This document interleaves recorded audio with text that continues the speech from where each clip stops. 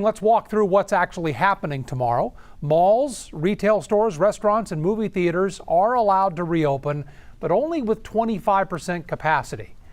Now, who's going to enforce that limit? That's a bit up in the air. We're going to talk about that here in just a minute. Also allowed to expand their operations, houses of worship. So this Sunday, your church may have in-person services.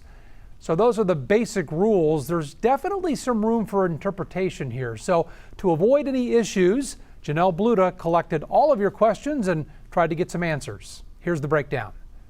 Tomorrow, Texans will see the first signs of a return to normal as the economy begins to reopen. But here's what's still closed: bars, gyms, public pools, salons, tattoo studios, massage establishments, bowling alleys, and arcades. So where can you go? Well, restaurants are one, but they have to follow several rules, including they can only have 25% occupancy and parties must be 6 feet apart.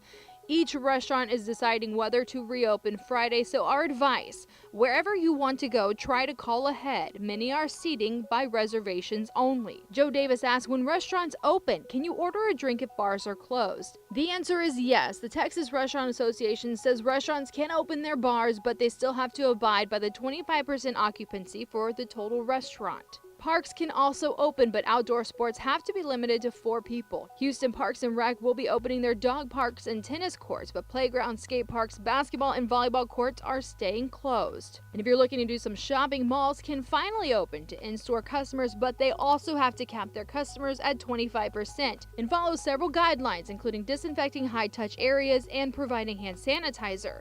Janet Pham asked, will salons inside malls be open on Friday? The answer is no.